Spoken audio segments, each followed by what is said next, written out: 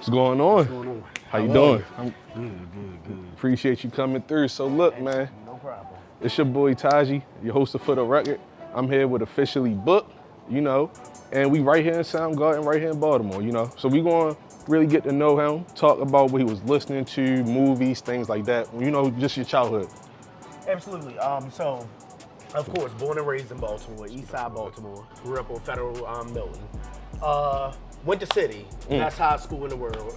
Graduated from City, I did everything. Catwalk, choir, I did just, if you name it, I did it. I grew up in church, so that's where I really got my first start, being on the choir, praise and worship team, doing our plays, everything. That was my life. It still is my life. My father was the pastor at the time. He passed away in 2018, and his wife is still now the pastor, but I grew up there. It taught me everything I did. It taught me how to deal with people. It taught me how to deal with life problems. It taught me everything. And City really taught me a lot. From friends to associates, City was the perfect place that molded me into who I was today.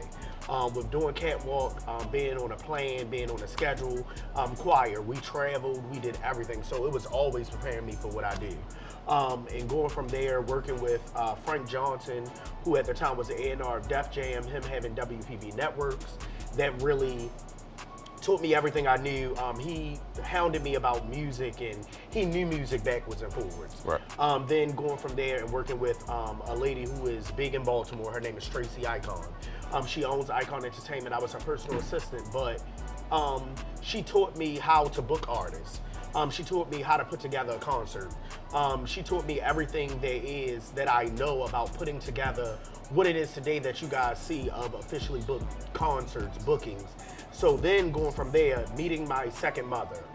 I call her my second mother because she truly is. And if y'all were to ever meet her, y'all would be like, y'all are the same person. Sharon Page, who is now the director of the Stephen Marjorie Harvey Foundation. Doing the African American Festival with her when it was at the Ravens and Oreo Stadium for 2 years, and Shalonda Stokes, who was the director of Downtown Partnership. I worked for them. Me and I call her my sister Kayla. We did everything for the festival. We brought out 500,000 people within 2 days. She taught me business. The business behind it all, not being friends with everybody, making sure that your business is together. From writing a PR proposal to writing a sponsorship deck, to making sure you get sponsors, to talking to people. I was always afraid, not to be myself, but afraid to talk to people. And she said, no, you gotta be okay with talking to people. Going in rooms that you never thought you'd be in and talking to them. And she really molded the grown Officially Booked. Okay. And dating back to high school, how did you get this passion for, organizing, the concerts and bookings and the PR aspect of it? So in high school, I did the announcements. I planned the proms. My class 2011 is still asking me to plan a reunion. I planned every event there was with the staff of the school, or even myself, just planning everything. I don't know, I just woke up one day. I always knew that I would be something. It started even as a child with my cousins when they would come over my house. My great grandmother, if you all know, if anybody knows, when you are with your cousins, everybody spend the night.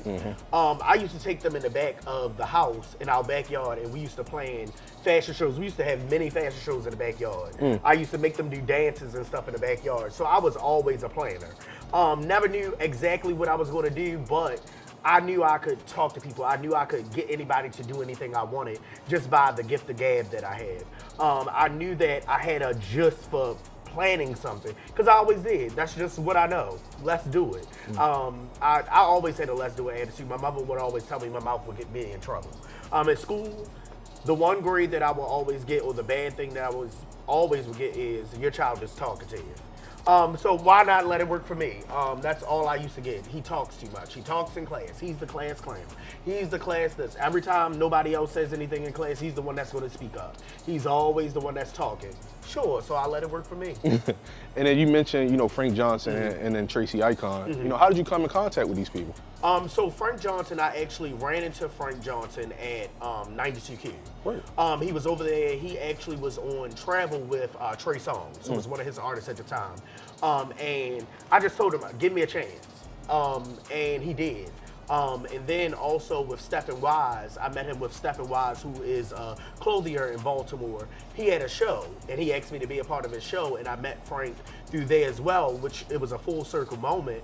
Coming back to that, Stefan asked me to be on the show. We started working together, and Frank was like, well, who are you? I told him about myself, and then we started working from there. Word. And then Tracy Icon? Tracy, I'll never forget. I left Frank Johnson, and I remember 2015. The one show that I remember exactly, 2015 at Pier 6, she sold out Future in Baltimore. And she was looking for help. And Frank called me and said, hey, Devontre, I got this opportunity for you. My friend, Tracy Icon, is looking for help doing her show, Pier 6. She's doing Future. She needs somebody just to help her out. And I actually met my now business partner, Janae, during that day. We're actually in business together now. But I called Tracy. I said, hey, Frank just told me there's an opportunity for me to work with you, da-da-da. She said, come down. Sure. I remember that day she was stressed out. She said, look, just do this. I need you to do this. I'm stressed out right now. The show hasn't sold out. I need all the help I can get.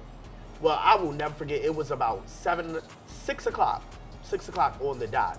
She found out the show was sold out that day. There was the huge walk up to Pier 6, and I will never forget the breath that she took was like, oh my God, I'm done. And Future sold out at Pier 6 over 5,000 people. And I was like, okay, I need to work with this lady. So. Okay. You know, you briefly mentioned WPB. You know, can you just talk to me about what that role was? What did that entail for you? Well, at WPB, I was on the air with Stephen Wise. And then from there, after doing a whole bunch of shows with him, I became the personal assistant to Frank Johnson. And we worked with the Hip Hop Coalition. We worked with so many people doing the Mayor's Youth Summer Block Party Tour. So that's where I gained a lot of access to artists, especially Baltimore artists. I met a lot of people doing those. Every district and community in Baltimore, we took this tour all the way around. Lil Key was definitely a special guest. Young Goldie, all of these places that we went from Baltimore City, it was just us running it. So it was a great feeling, great feeling. And you know, in this field that you're in, I feel like it's a lot of like constant changing and chaos. You know, how do you weather that storm? Because I know that's kind of stressful at the time. It's very stressful. Being in this industry, I always thought that it would be a breeze. It has been hard. One of the first things that I would say is hard about it is, one, being black, young, from Baltimore, and being gay. In this industry, you know, we see a lot of the girls, we see the rappers, we see everything, but we don't see the people behind the scenes. And I was always, when I first started coming out in Baltimore to these events and stuff like that, I would always be scared about, okay, I'm gay, how are these people gonna react to me being this way and being me?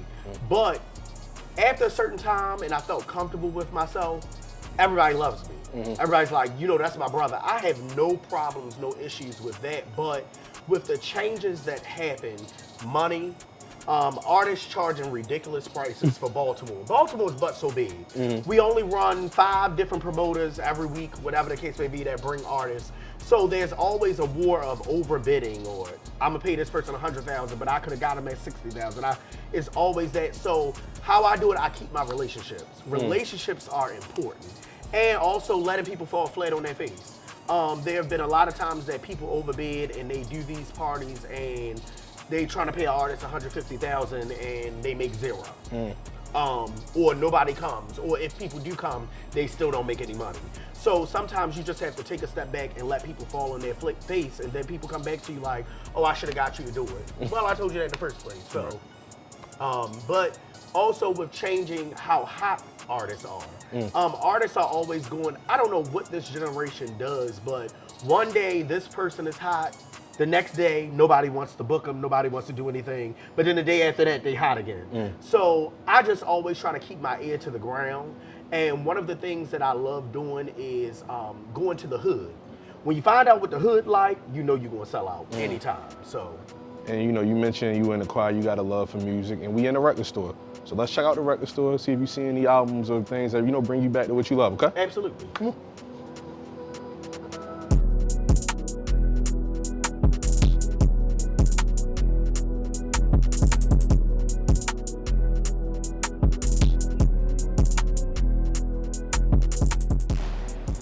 So look, man, we checked out Soundgarden. You know, you got a couple classics right here. I definitely want to talk about some of these things that you grabbed. Okay. So, first and foremost, I want to talk about the Baltimore connection. Gotcha. We got Lil Mo. Absolutely, my godmother. Lil Mo is one of the undefined Baltimore legends. From being with Missy Elliott, Fab. There's nobody in history who's done what she's done for Baltimore. Of course, we have our Baltimore legends, but this is a Baltimore icon. Superstar, anybody, Superwoman, everybody should know Superwoman. Fabolous. Lil Mo, this is her. The backgrounds to half of Missy Elliott's songs. She is a superstar in her own right. A church girl, grew up in church. I've been hearing her sing for years. This is a lady who deserves every flower she can get. Because she put us on a map a little bit. Of course, we have our K-Swift and stuff like that, but who do you know in Baltimore has worked with the cream of the crop like Missy Elliott, like Fabulous? Who do you know but her? Right. So that's why I'll always cherish this one to the death of me. Yeah. Okay, and I see you heavily, mentioned church. We got Kirk Franklin right here. Yeah. Big influence. Definitely a big influence. Kirk Franklin has transcended through a bunch of generations. Yeah. People don't know, we were in church mimicking Kirk Franklin's choir when I was 6 and 7 years old.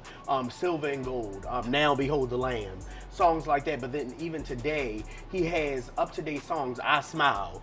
They just did a huge tour around the world with Kirk Franklin, selling it out. Like this is a guy who you can tell always thinks of what's next. Yeah. Thinks of the generation behind the generation that's coming.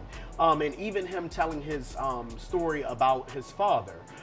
His Father's Day special with his kid, his child, and also his father, knowing that a lot of black young men deal with the same thing. Not knowing who their biological father is, not having a relationship with their fathers, and just expressing the fact of this is the reason why a lot of things happen the way they do, because we don't have strong men in our lives, especially fathers, that are there for their sons and there for their children, that can guide them in whatever way they need to. And I think that's why the world is the way it is, because fathers don't step up to their children, especially their sons. Sometimes I feel like if my biological father was there, I think things would be different.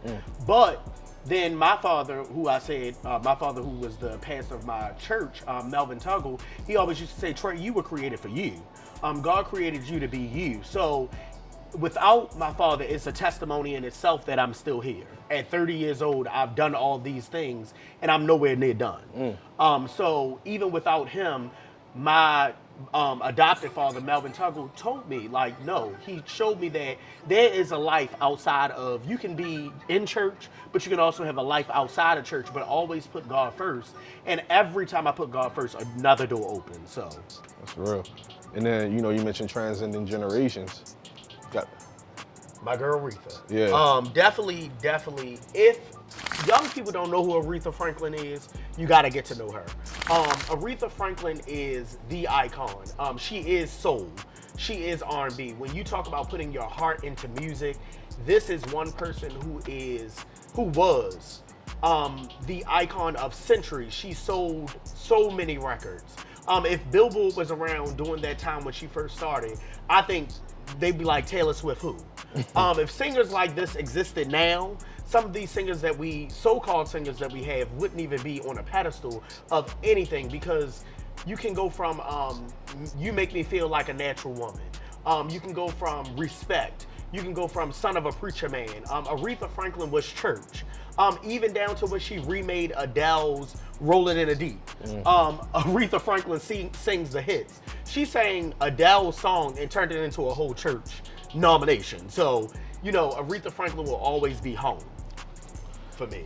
And we got this classic, man, recent classic that dropped. Absolutely. Talk about that Beyonce. You have to, whenever you mention music, you have to talk about Beyonce. Yeah. Of course, you have your rappers, but Beyonce is the Michael Jackson of this generation.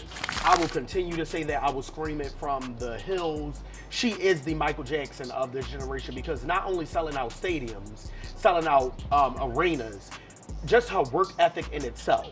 What person do you know to drop Act 1 of a 4-act part, and hasn't even came out with Act 2, Act 3, Act 4, and she's already sold out a world tour.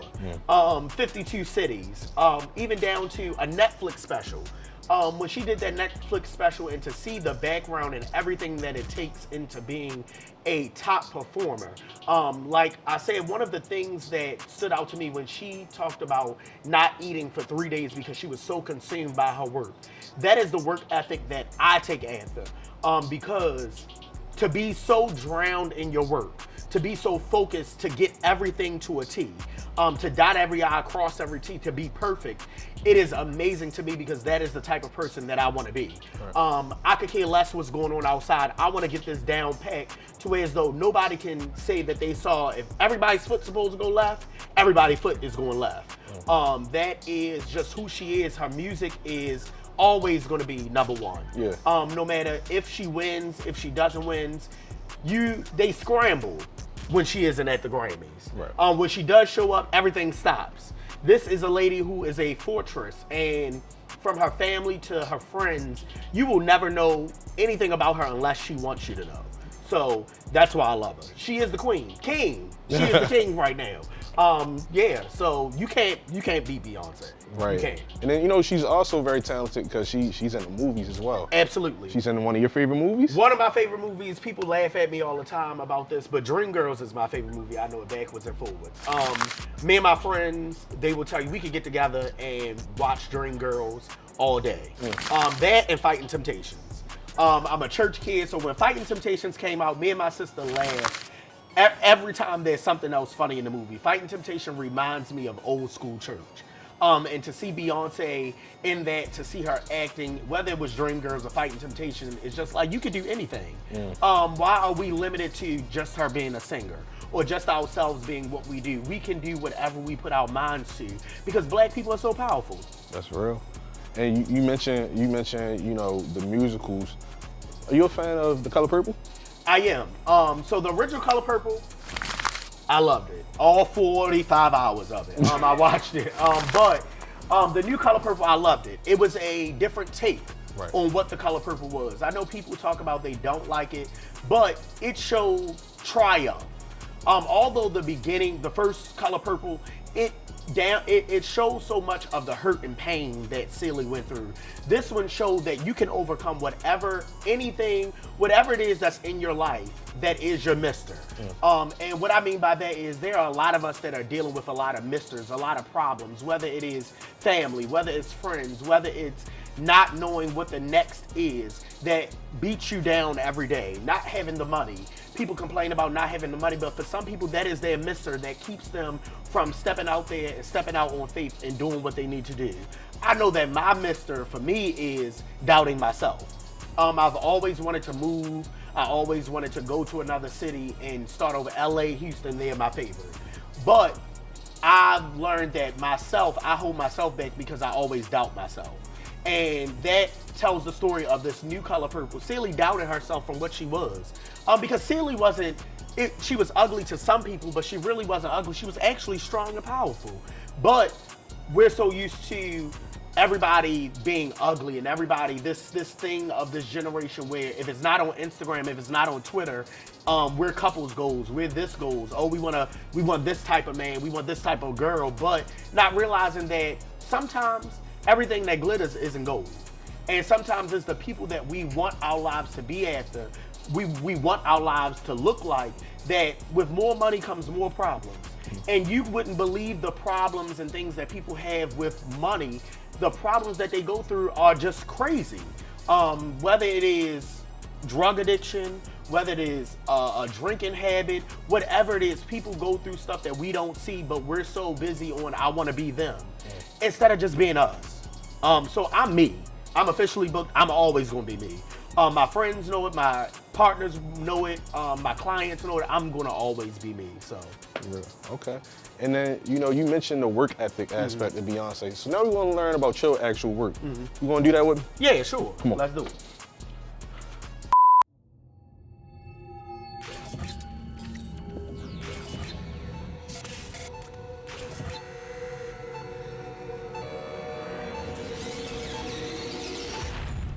Man, it's time for Film Fortune with my dog officially booked, man. He got $20 to come shop at Soundgarden. Let's see what movies he picked. This is Film Fortune, and I'm officially booked. They done gave me $20 to pick out some movies, y'all. So let's see.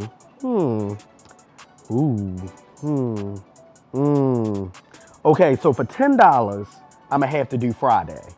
Definitely have to do Friday. For $5, Love and Basketball. You know, that's definitely one of my ones. So I got $5 more. Love Don't Cost a Thing. Nick Cannon was hilarious in the movie, so that's $1. That's $16. House Party, loved House Party. Definitely 90s nostalgia, you need that. Coming to America, I love Coming to America. And The Wood. The Wood was so good, it was hilarious. Tay Diggs, Richard L. Jones, Omar Epps, that was, you need that. So with the spare $1, I'm not getting no other movie because I don't even know what dope is. So y'all, I'm gonna spend $19 and I'm saving $1. Maybe somebody need a backwood or something, I don't know. It's for the record. So something I wanted to ask you, you know, for somebody who wants to get in your field, you know, what advice would you give them? Because, you know, it's not always as structured as it should be.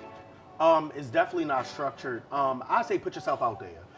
Use what you have to get what you want. Instagram is always a good tool. DM anybody. But also learn to talk to people. I always say never be afraid to talk to anybody because we get so stuck in I'm scared to talk to them. You never know where your chance is going to come from if you just don't open your mouth and say anything. So you have to know, talk to everybody, talk to anybody there is. And that's how you get in. Learn what you're trying to do.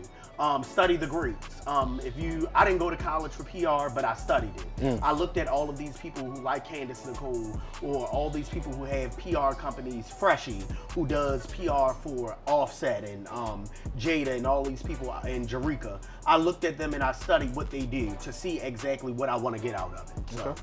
And you know, you mentioned a lot of celebrities. You know, you have any funny stories or your favorite celebrities that you met? A lot of funny stories. There are a lot of people that I've met, especially with Paige. I've met a lot of people. Actually meeting Steve Harvey for the first time with Paige was one of the scariest moments I had.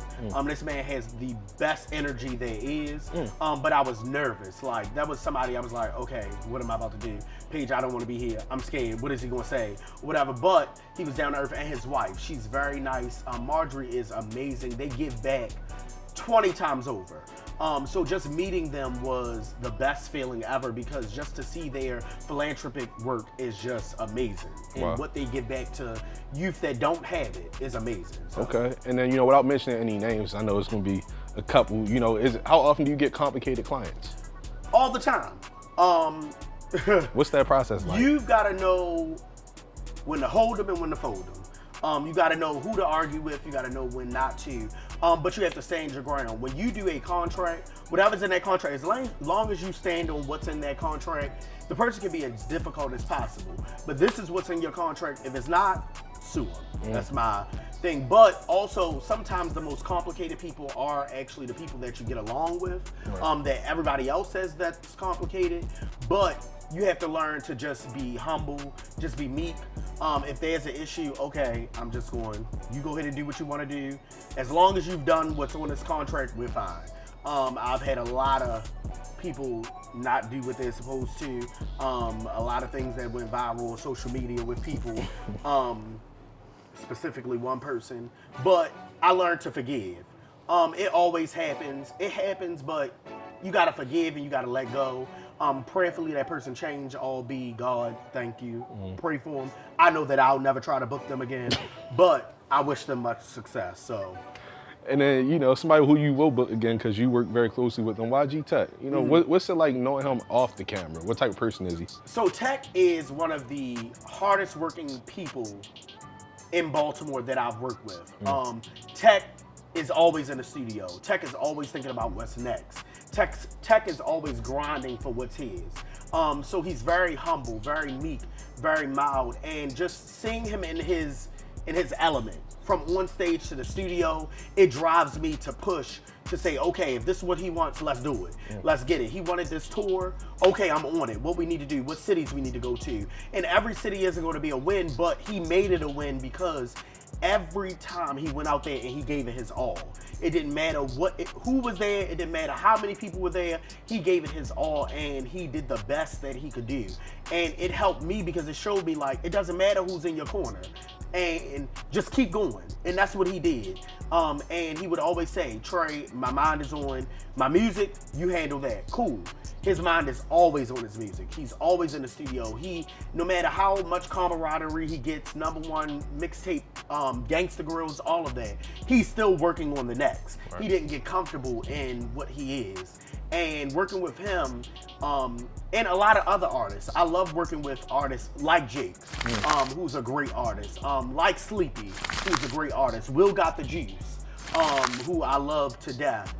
It's a lot of Baltimore artists that I love working with that really make me grind to go harder. And even one person that I love that working with is Stokey.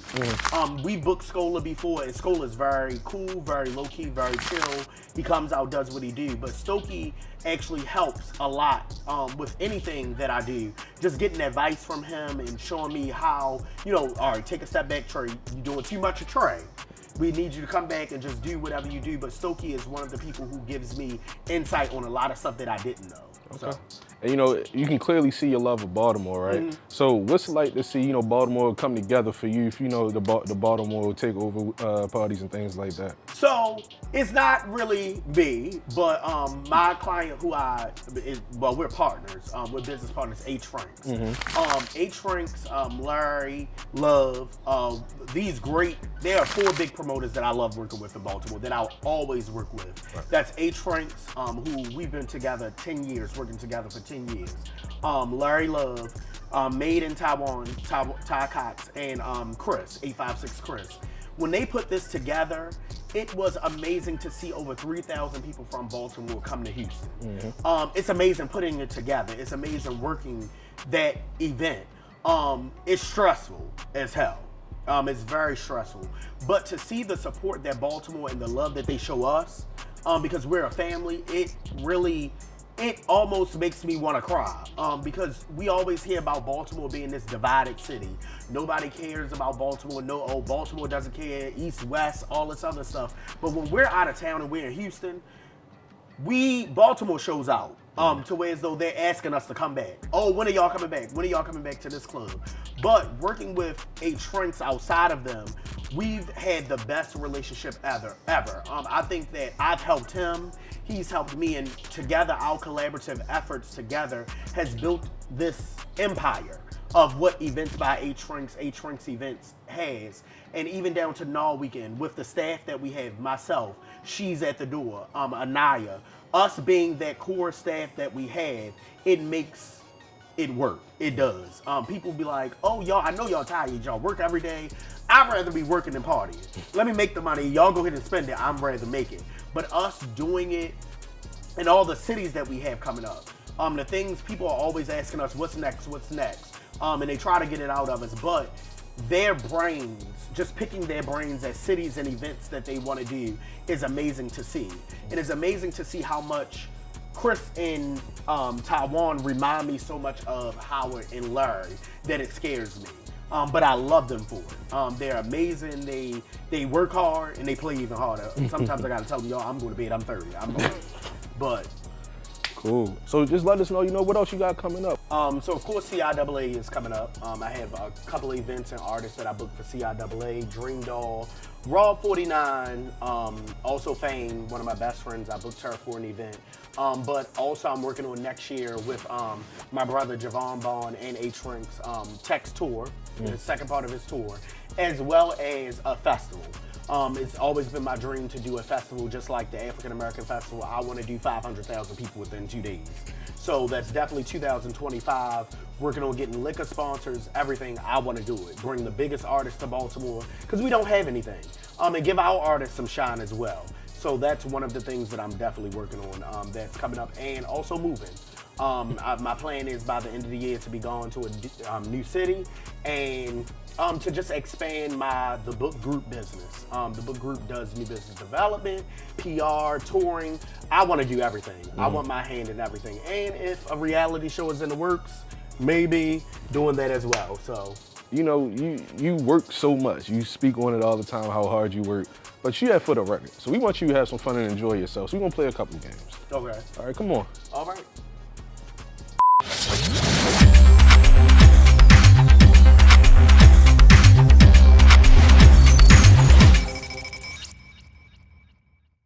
Y'all, so look, man, officially booked. He said he liked to talk a lot. So now he get the chance to do that in our quick fire segment, man. Let's see what answers he come up with for these questions.